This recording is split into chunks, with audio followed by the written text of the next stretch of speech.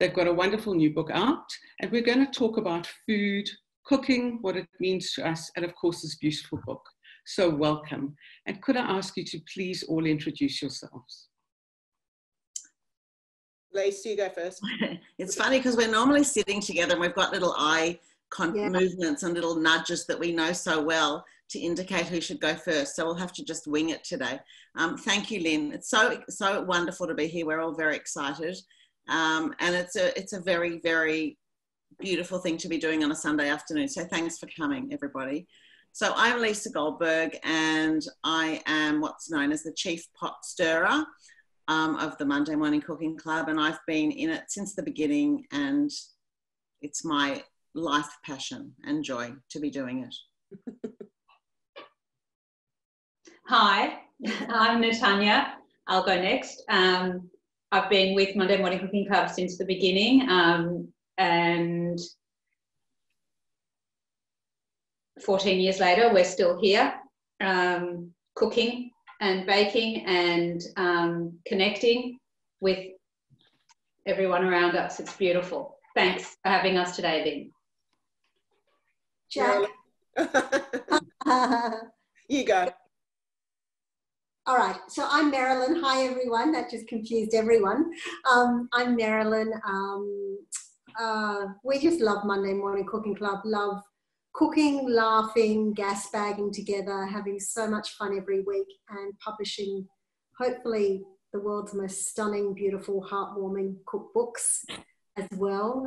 I come from a food and wine PR background, and Lynn, thank you so much for having us. And a quick shout out, while we were waiting, I saw someone's watching us at 1 a.m. in the USA. So whoever that was, thank you for tuning in. And I'm Jackie Israel, and yes, I mean, we've all been there since the inception. That was 15 years ago, and I joined for a one-year project, and I'm still here. And Monday Morning Cooking Club is a big part of our lives and has been for our families, ourselves, and we just love it. So thank you, the Great Synagogue, for having us, and thank you especially to Lynn and your committee for helping to bring us onto Zoom. Thank you, Jax. So I thought that maybe we should go back to the beginning. So just a quick recap of the last 14 years. Okay, so it was March the 6th, 2006, that we first started taking minutes in our meeting. So that's the first recorded thing of the Monday Morning Cooking Club. And we got together initially to write a cookbook for charity. We sat down, we started talking about what we wanted the book to look like, what we wanted it to feel like, and we decided that we wanted a book that would showcase the best cooks, the best recipes from the best cooks in our Jewish community. We also decided we didn't want to do, you know, back in the day, all the kindies and schools, we all did those ring binder books to raise money, which was amazing at the time. But we didn't want to do that. We decided we wanted a book, and I remember sitting there saying it, that can sit in borders next to Neil Perry's book. That's what the aim was. And so we workshopped that. And our first book, Monday Morning Cooking Club, The Food, the Stories, the Sisterhood, was published in 2011. It took us 5 years to write the book because we had no idea what we were doing, like nothing. We started from a base of 0, and we worked out over those years what we wanted it to look like. And that was an amazing time for us, 2011. And there were 6 of us in the club at that time. It was Lauren Fink and Paula Horwitz, so we were 6. Then we decided, that book focused on Sydney, and it focused on the Sydney Jewish community, because that's the community that we, or most of us, grew up with in our later, adult life, early adult life. And we wanted to show the people, the stories, the heritage, the history, the beautiful, beautiful diversity in our community. And we wanted to showcase that. Then we decided, second book, let's go Australia-wide. So we searched and tried to find Jewish communities all over Australia in the most random of places. I mean, we've got someone from Goondiwindi in Queensland in our book, which is like very exciting. And also, this was an Australia-wide view of our community. In the same way, we told stories, we produced the most beautiful recipes. Third book, we decided to go global, and that's a whole, I could talk for 3 hours about how challenging that was to collect from the world, because the world is a mighty, mighty big place. And it's very hard to reach communities across the world. So, you know, it's friends of friends, it's connections. And finally, you get recipes that you can work with. So third book, It's Always About the Food, was 2017. I forgot to say, second book was The Feast Goes On, 2014. And this book now that we've just released, which is called Now for Something Sweet, released in February this year, is a collection of our favourite sweet recipes that we have taken from hundreds and hundreds and hundreds of recipes sent to us, mostly from Australia, but across the world as well. And our publisher initially wanted it to be a encyclopedia of Jewish sweet cooking, and we just said, no, that's just too big a job. We'd have to take 10 years out of our lives and go and live in, you know, however many different countries and cities to do that. So what we've ended up with is the most gorgeous collection of recipes and stories that people just can't live without. That's it in a nutshell. Fantastic. So do you want to talk a little bit more about how the recipes come to you? Do you go out looking for them? How do you find the recipes from around the world? Talk about what that process is. Someone else want to take that one? Do you want me to? Sure.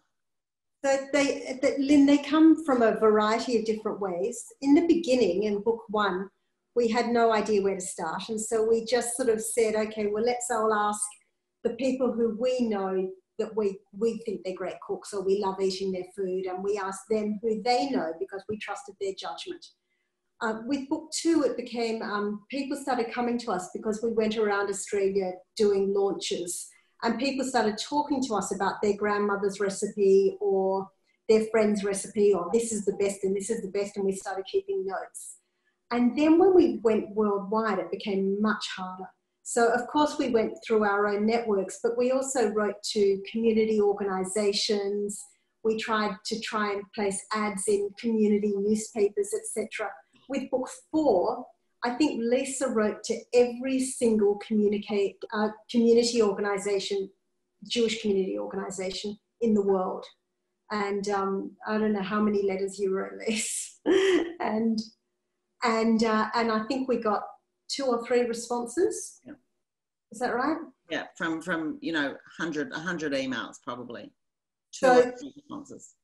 the mining of the recipes, you know, that mining of them is so exceptionally hard. And then we get the recipes, but it doesn't mean that we understand the recipe. You know, sometimes it's from a very unusual country and a culture that we don't understand, a style of cooking we don't understand.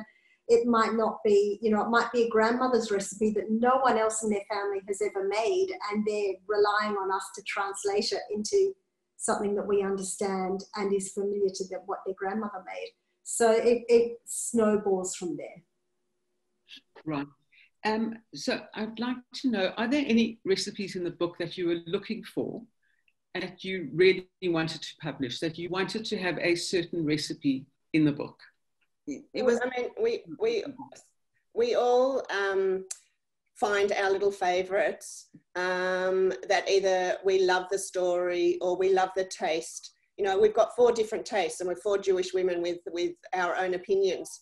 So each time we get a recipe, you know, it's hard not to fall in love with one aspect of it. And we have this thing between us that we're allowed to fight for it, which is not necessarily a fight, but it's a how can I say, it's a way that you can politely put your idea forward for what you want. And often the ones that we fought for are ones that have gone in because there's just something very special about it. Because I think once someone says they want to fight for a recipe, then we trust each other enough to let them have it. And there's an example of a recipe, and I'm not going to say the name of the recipe, that we always laugh about, that I really wanted in the book. It was for the second book, I think, and or maybe the third. And I really loved it, and no one liked it. They said, nah, not going in. And I had to decide, do I fight for it, which means it would definitely go in, or I don't fight for it and I let it go. And I decided to let it go.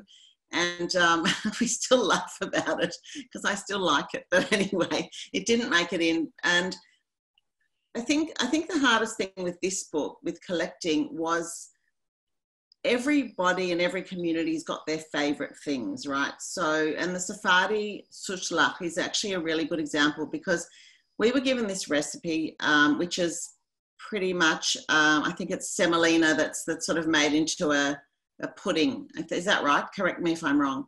And we made it, and it was just not our taste at all. Not to say it was a bad recipe. And so we had to decide, well, do we make a book with everybody else's favorites? How do we go here? So we had a big debate for, I mean, it must have lasted months, I think, to actually work out which direction we go in. And then we had to decide, we have to love it. The four of us as a group, or one person who fights for it and puts their hand up to fight for it, has to love that recipe. And then if we all love it, and if it passes that test, then once we can recreate it, which is another story, then it goes in the book. Right. And the other thing that we thought was very important for this book was to make sure that we had a selection of recipes that covers every Jewish festival throughout the year. So, you know, so there's definitely something in there for Purim, there's sweet recipes for Pesach, there's, you know, because as you know, us Jewish people love our food, and everything is always about the food. It reminds me of something. So when you're celebrating festivals, you think of the food. So we wanted to cover that range for all the festivals, from Shabbat to Shavuot, for all of them in the sweet book. Right. We also, can I just jump in? Sorry, one more thing. We also, with this book, knew that there are a lot of recipes that we had to have, but we didn't know what they were. So, you know, the ones you don't know how to find them because you don't really know what they are. So Jackie and I spent many an hour poring over every single Jewish cookbook we could find at the library, and just looking and seeing, do we like anything? Is there anything delicious that we're missing that we have to share with people? And we got probably about 5 recipes that we found through that process. And an example of one is, which one will I use? The cheese, was it the Turkish cheese? Okay. So Shavuot is coming up, and just wait till you see this recipe. We're going to put it online for Shavuot. And if you've got the book, you'll know what it is. It's called frajauda. Excuse my pronunciation. I don't know how to pronounce it. It is Turkish cheese bread, and it is the most delicious, crispy, golden, buttery, focaccia-like, crumpety slab of bread. It's so, so, so good. And so we found that good. It is so good. It is so soft inside, like the crumpet that Lisa said, with the crispy on the outside. You must try it. It's easy. It's got feta and cheddar. It's actually really delicious, and butter. And so we found that in one of these books, and it's from an Israeli chef. And so then we had to go find her, which was not an easy thing, I have to say. It should be easy in this time of you know, internet, but it actually wasn't. And we got hold of her, and then she has to answer the emails, of course, which is another, you know, month wait, and got hold of her and said, we love your recipe. Can we put it in the book? And she said, sure. And so that's in the book. So that's an example of how we sort of covered that gap that we knew we were missing. Right. And I wonder if there are any recipes in the book that you had held onto from the very beginning and not published, and you had thought that maybe this is for a sweet book one day. I don't know if we held on to them, and we definitely have had sweet recipes from after publishing our first book that have not actually gone in till now, not because we've held on to them for a sweet book, but just because we've always had them, and we always had too many sweet recipes. For every one savoury recipe that was sent to us, there would be 5 sweet, always. So we've always had an excessive bank of sweet recipes. We always knew that we would have to do a sweet book one day for all the sweet recipes that we just haven't been able to fit in the last 3 books. So, and we actually, for a long time, we knew the sweet book was coming, and we had a working title for it, which, can I say what it was? Which we would call... if you get it right. Yeah. Someone else can say what it is, because I'll get it wrong for sure. Our jeans no longer fit, is that right? Yeah. No, you got to do the line beforehand. Lisa will do it. We laugh about this every single time we are asked. We have to tell that. Okay, so the working title was Monday Morning Cooking Club, Our Genes No Longer Fit. Thank you, Lisa. Right? Fantastic. And then I wonder if you could tell everybody the actual process of from the time you get a recipe and the testing process and what that is. So, Lise? Yeah, Lise. I'll sit here and eat my cake and you talk. Yeah, I'm actually dying to cut into this cake. I just want you to know that. So can you cut into what? Can you slip in some cake time, please, in the middle of this, because I have to share this. I'm happy for you to cut the cake because we'd all like to see inside. What have you got there, Lise? I've got a pumpkin chiffon cake, the one from the new book. And I think it's my number one. It's hard to say, actually, but at this minute, it's because I'm dying to cut into it and eat it. My number one. Have a moment where you cut into the cake, please. This is a good example of a cake, actually, that comes to, the recipe comes to us.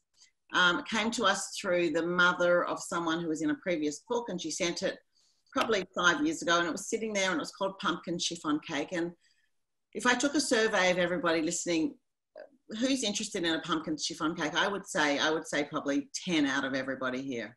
It doesn't sound like an appealing thing. And so the group generally, maybe Natanya particularly, said, nah. What it sounded too American. That's what I didn't like about it. That it was too American with pumpkin. Yeah. And so it sort of sat there. It sat there for a couple of years, and then I brought it up again maybe 2 years ago, and everyone said, oh, no, probably not. No, maybe. And I thought, okay, yeah, you're right, forget it. And then put it away again. And then, a few months later, what we do is we always trawl through the no folder. We always go through it again and again. Once something's been put into the no folder, it doesn't mean it's no. It means it's possibly no. And we tried it one day, and it was bloody amazing. Amazing. It's the most delicious cake. But back to your question, and I'll cut the cake in a sec. So we get a recipe in and we look at it, and mostly at that first stage, it goes into the yes, we're going to try it, or no, for some reason we're not. And it could be no because we've already got, if it's an apple cake, we've already got 3,274 apple cakes being sent to us. So that might be no, or it might be something that we're not interested in. Or it's an incomplete recipe. That often happened. And so then we get the yes and no. Then we go through the yeses, and sometimes one of us will grab it and try it at home before our Monday, Tuesday meetings. Sometimes we'll make it together. We will decide the week before we're going to make 5 recipes on Monday, and we'll sort of allocate the shopping to whoever's doing what that weekend. And then we'll divide up the jobs in the kitchen, and we'll make it. And we'll sit down at the end of the morning, and we'll try everything and decide some things go straight into the no, some things go into try again, some things go straight to the yes. And then we build up over time these folders on Google Drive, and it's extraordinary. I think we had it drove us mad, 12 folders. It was like yes, probably yes, maybe yes, yes for sure, and then there's no, maybe no. So you have all these folders, and then we try to work our way around them. And then at the end, we go to the definitely yes and try them again. Every recipe that makes it in the book, I'd say, is tried probably at the very least 5 times. But some of them some come to us and we know they're great, but they don't work for some reason. And we have to work out, do they not work because there's something wrong with the recipe, there's something left out, there's a mistake, or are we doing something wrong? So we revisit and we revisit and we revisit, and then we make some changes sometimes. And then in the end, we get a list of yes, and there's always pressure at the end of writing each book. I don't know why, but there is. And we have this frantic month where we have to make a final decision and put them all into the yes, and then it's done. I'm going to cut the cake now. Thank you. I just want to show you this cake. Right. It's a pumpkin chiffon. Mm-hmm. It's got buttercream, molasses buttercream frosting. If anyone saw my Instagram today, I said that I made half the quantity of the icing. It's usually much more luscious looking, but honestly, I'm probably the one who's going to eat half the cake, and I decided I was better off with half the icing. So that's why we've got a half icinged cake. Okay. It's page 118 in case anyone's interested. Ah, Can you see how? There you go. I can't even tell you how beautifully it cuts. Like, I've got it the wrong way around.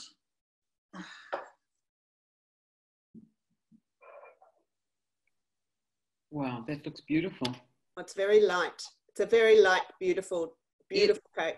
It really is. And it hasn't, for those of you who are chiffon bakers, it has a texture unlike no other chiffon that I've ever made.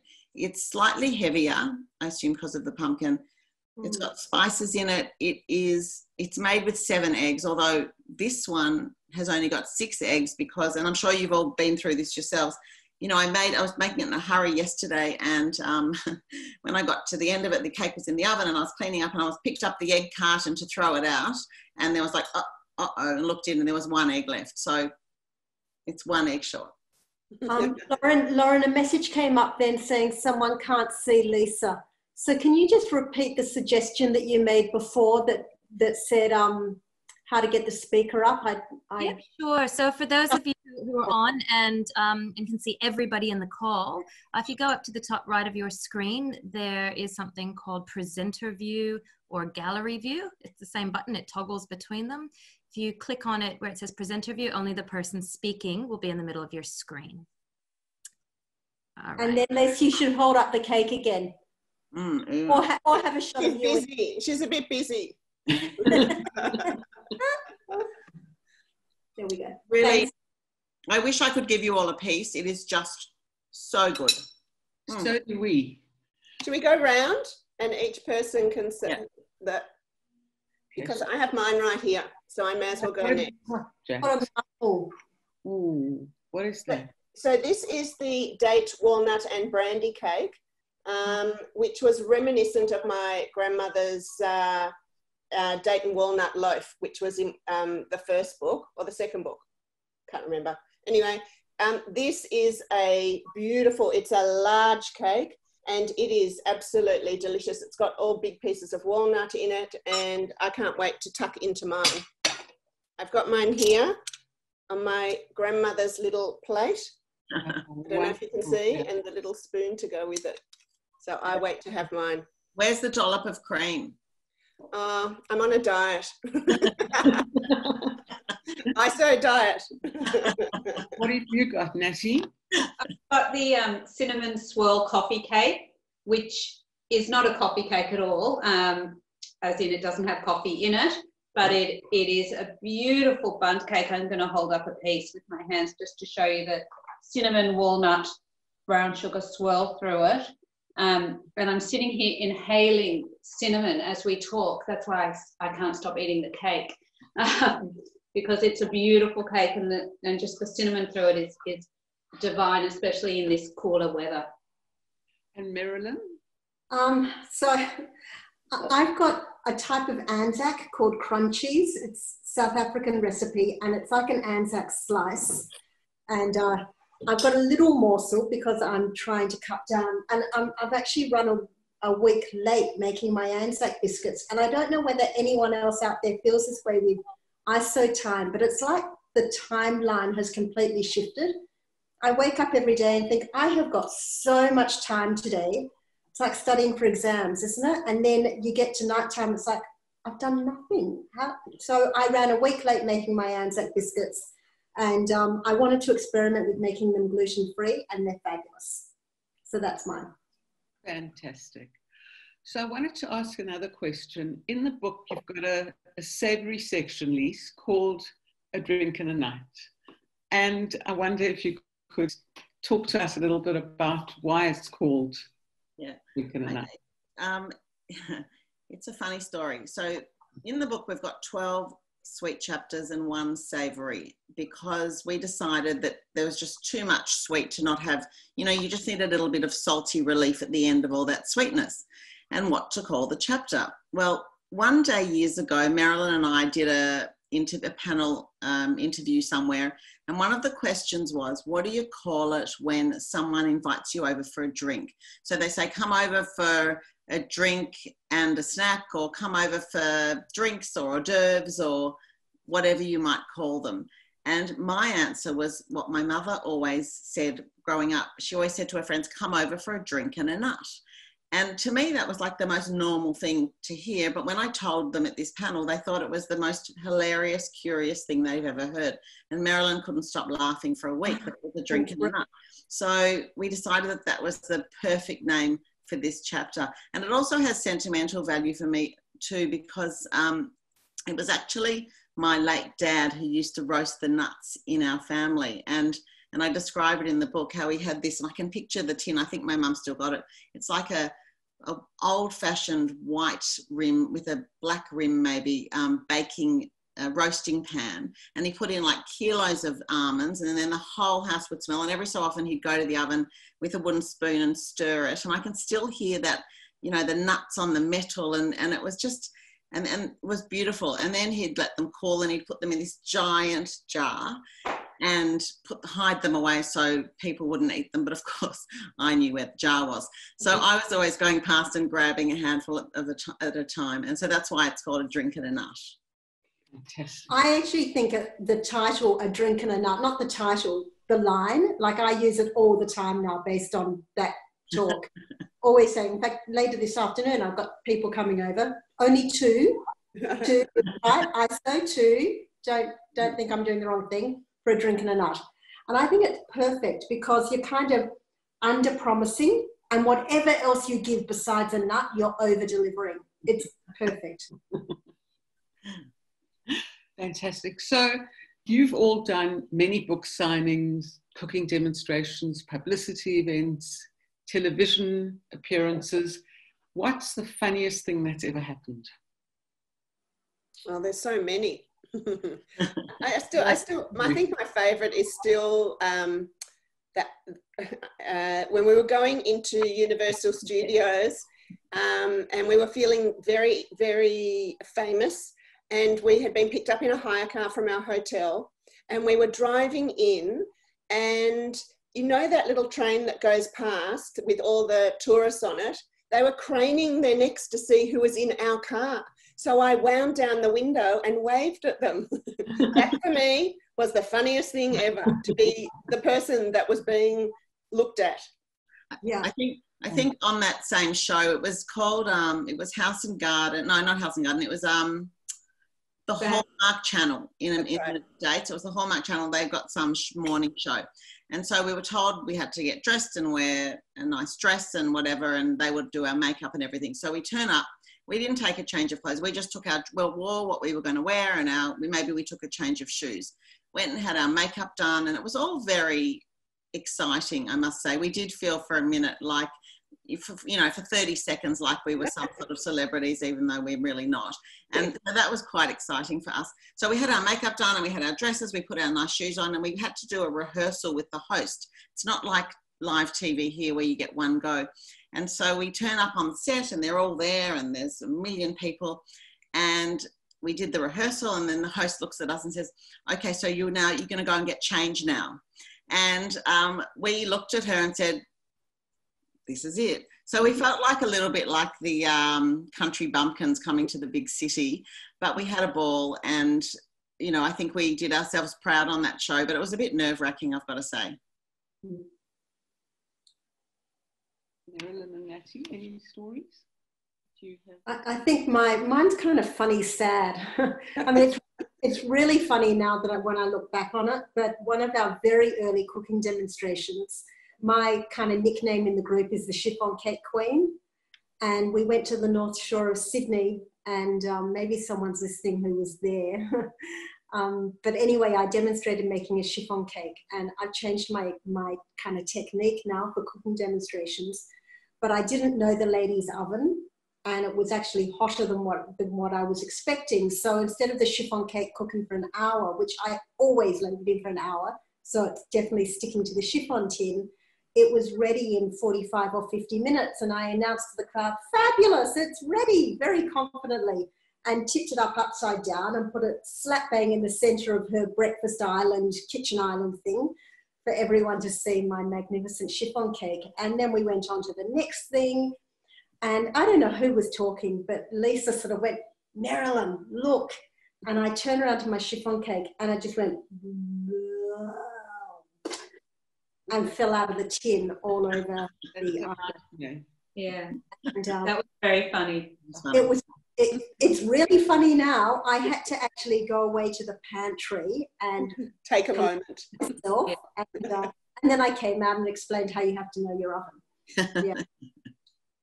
And I think my one of the funniest moments for me was actually one that just happened with the four of us in our kitchen, Lisa's kitchen, which is our kitchen, when we were testing recipes. And I'd made, well, one of us had made a cheesecake, and I went to get it out. The time was ready, and Lisa said, wait, I'll video it because it looks so beautiful. So for some reason we'd made it not in a normal tin. I can't remember why, but we'd made it in an alfoil container.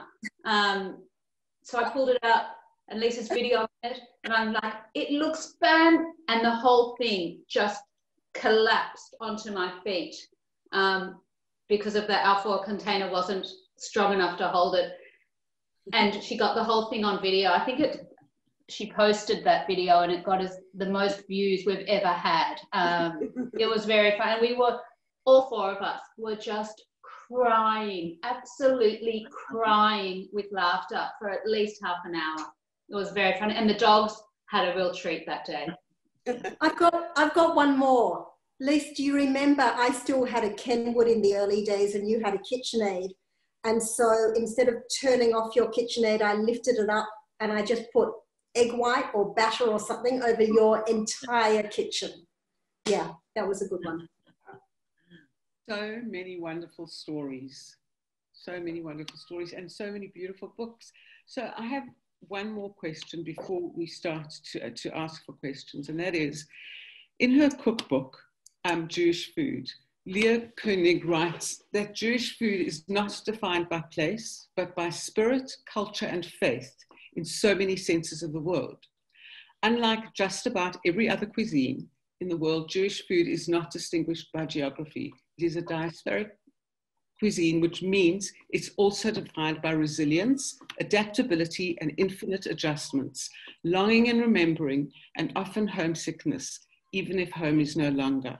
And I wonder what Jewish food means to you.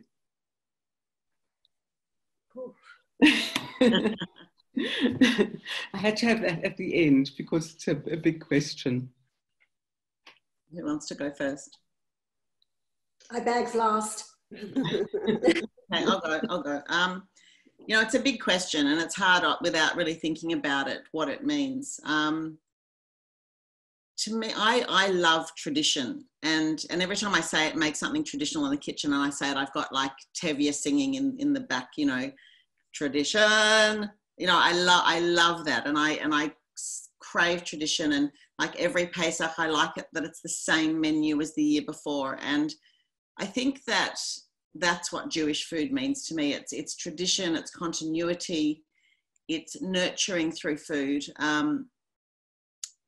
And I think that at the cornerstone of all of that is really the Friday night dinner. And we're very lucky in our Australian community because I've got friends in America that just don't do Friday nights at all. And I just don't understand, if you've got the opportunity to do it, why you wouldn't do it. So that's, to me, the cornerstone of it all, because that's when you gather with your people, whether it's your friends or your family or, you know, whoever, your neighbours, and you sit around a table and you eat and you enjoy. And to sit and have, for me to have my mum's egg and onion that I make, my sister makes, my sister-in-law makes, we all make it now, from my grandmother, is what it's all about. Yeah, I was going to say something very similar, that since this project began, one of the reasons it meant so much to me, and that, you know, I'm still here 14 or 15 years later, is because particularly recipes, but I suppose any knowledge that we can learn and then take on and pass on from generations before us holds so much value. And like, I've always loved the true heirloom recipes that have come to us in all our cookbooks. And like what Lisa said about the egg and onion, to take a recipe that, you know, was someone's mother's, grandmother's, great aunt's, you know, whatever, or my own, you know, from my own heritage, and to print it in the book and have it forever, and then also to pass it on to future generations. I think there's something that the Jewish community does that beautifully, and you know, it's so important and so special to all of us, and particularly to me. And I think that's really, to me, what epitomizes Jewish food. And yeah, I agree, Natty, because I think that it's so important for you all to get the recipes from your families. It's so important to make note of them, stand with them, cook with them, and pass the recipes on to your future generations, because they get lost. Once someone's gone, you can't get the recipe back, and it's really hard to replicate. So get them now while you can. And I promise to pass all my recipes down to my kids, and that becomes our traditions. We're making our traditions week after week. The things that we make on a Friday night become our new traditions, and my kids have favorites, and I love that they want, you know, something that you know, that they have quite often, because it becomes our tradition, and we're making our traditions all the time. And I love that about the Jewish religion, and I love that about cooking. So Jewish food for me, I'm the one out of the four of us who had Holocaust survivor parents. And so for me, I guess for my parents, they came to Australia without any recipes at all. My father cooked a little bit as well, by the way. He was in charge of the knedlach and the gefilte fish. But for my mum, it was finding a bridge that took her from the new world, where she was so happy to live. It was like the Garden of Eden living in Perth for her, but it was her bridge to where she came from.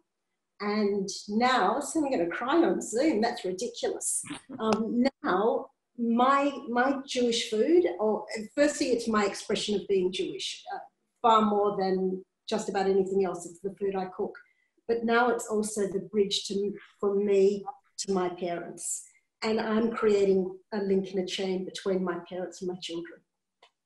Beautiful, beautiful. And I think for all of us, one of the treats of Monday Morning Cooking Club is that you have shared all of that with us. And you have shown us what preserving recipes means and the continuity of that. And it's very special. So thank you. I can jump in with one more thing before we go to questions, because I just realised I forgot something so important earlier to say when I was going through the books and everything. So what I didn't say was that Lauren and Paula left us after book 2, and then we welcomed Lynn, who came in as our 5th Monday Morning Cooking Club sister in the sisterhood for the 3rd book. And we were so excited to have her. You only lasted 1 book, sadly, but we just want to tell everyone that she graces the front cover of that book with us, and we're very proud that she was with us for that, at least 1.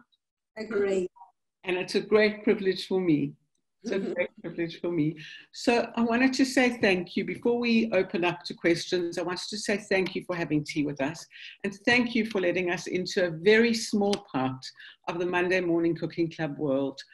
And next week is Mother's Day, and I would love for you to be able to tell everybody where they're able to buy books, because it's a great gift. And I know that I don't use any other books anymore. I only use Monday Morning Cooking Club books, and I'm sure most people do. So thank you, Lise. Could you let us know where to get the books, please? Yeah, so the book is available now at any bookstore, online, Booktopia, online through our website. If you're in the eastern suburbs in Sydney and you need it before Mother's Day, just send me a message through the website and we can arrange delivery, so you don't have to worry about postage, which is just hell at the moment to try and send anything anywhere.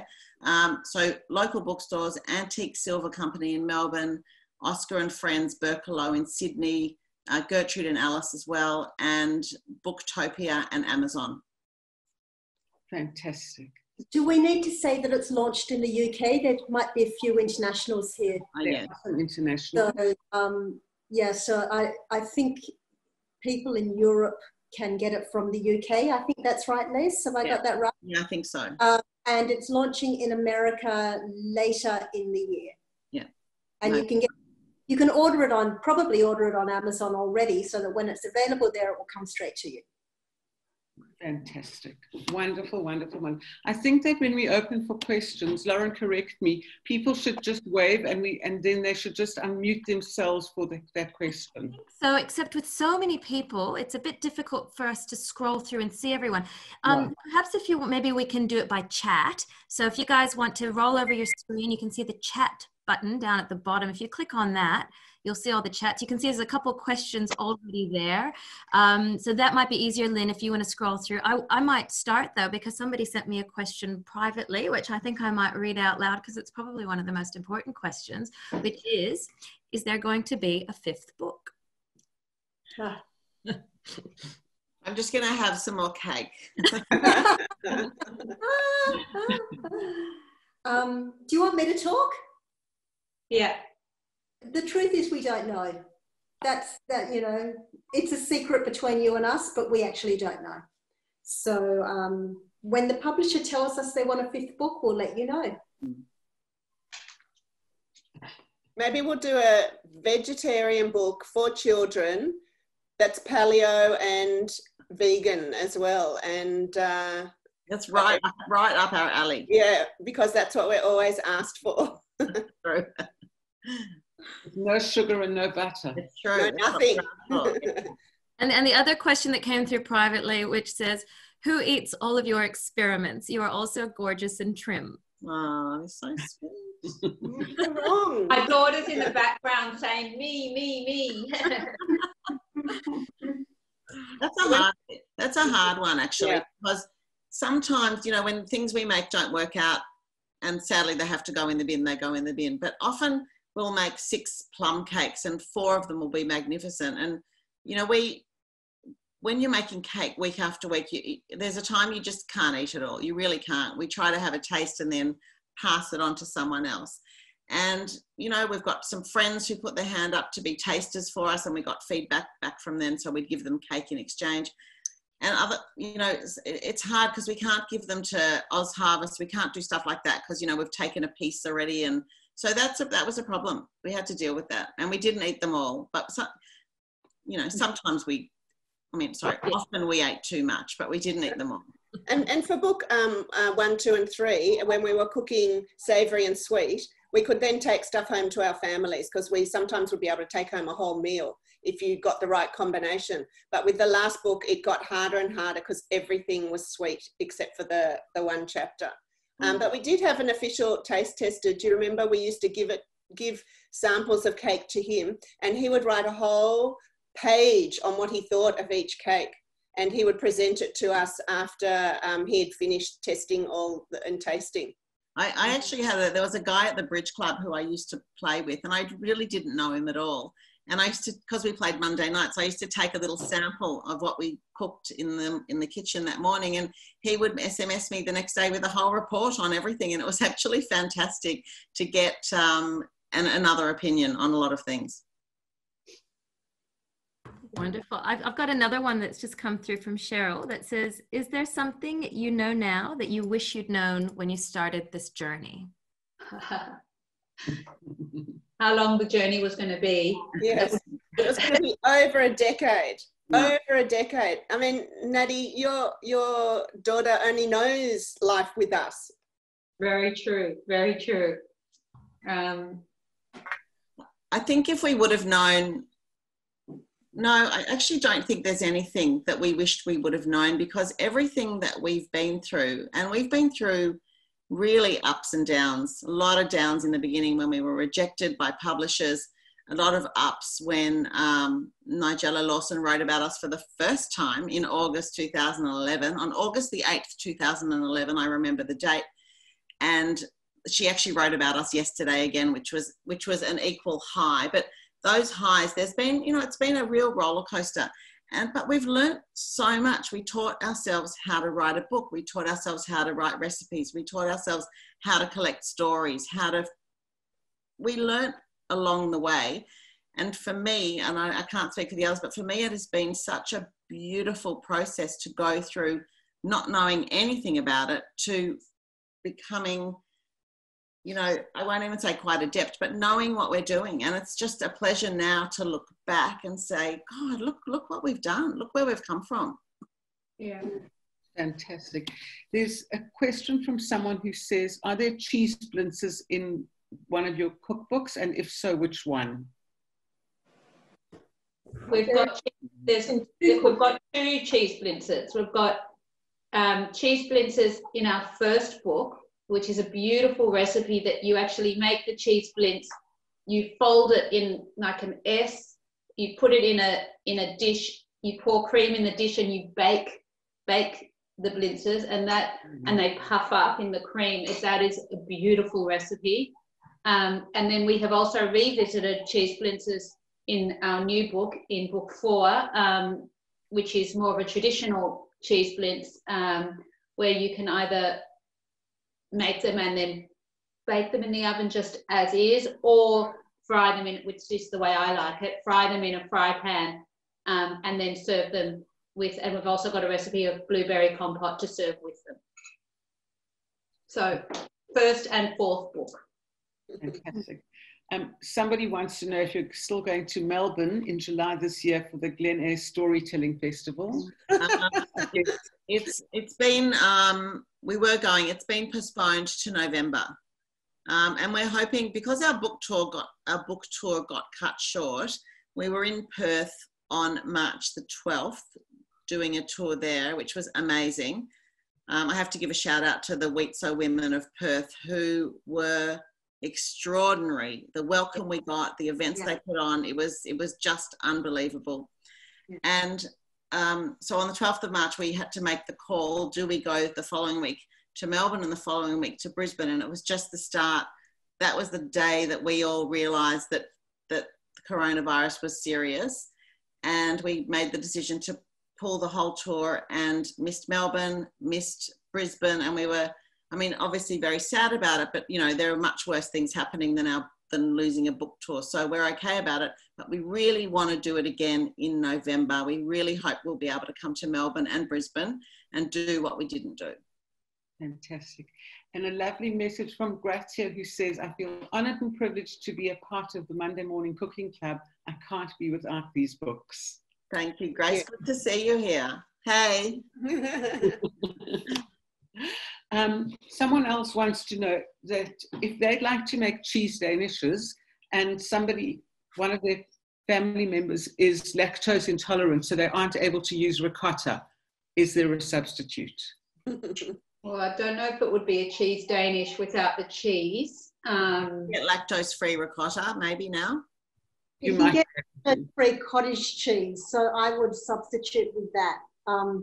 But I think Brand, at least in Australia, has lactose-free cottage cheese. Right. You'd have to grate it very well.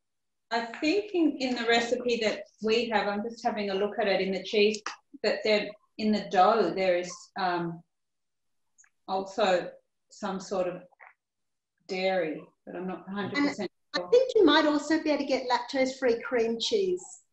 No, you can now. I've seen it. Yeah. So yeah. There's milk and butter in the actual dough of our cheese and raisin date pastries. So I don't know if that's the right recipe for those people. Fantastic.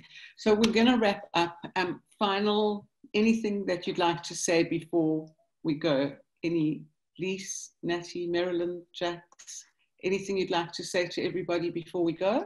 I would like to say, you know, it's the most beautiful thing about what we do is we see all the communities wherever we go, and this is one community. And to think that all of you have taken time out of your day to come and listen to what we have to say and to share our love of food and cooking and heritage fills us with such joy. I can't even begin to tell you. So it's a thank you to all of you who watch us, who follow us on social media, who buy the books or not, who love our recipes. We want to thank you for helping create this community that we are so thrilled and honoured to be part of.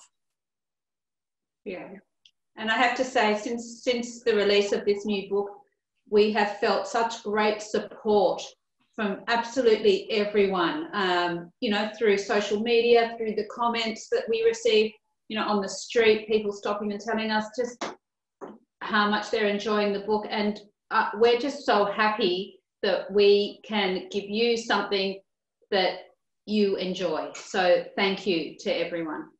And thank you, Lynn, for being a fabulous hostess. Thank you. Thank you, Lynn. Joy, it's been the most wonderful afternoon. I could carry on talking for hours and hours, but we can't do that. So thank you. Thank you to Lauren for being our moderator. Thank you to our chair, Sharon Shah, for all of this. And thank you to the Monday Morning Cooking Club. You girls are in my heart always. And thank you. Thank you very much.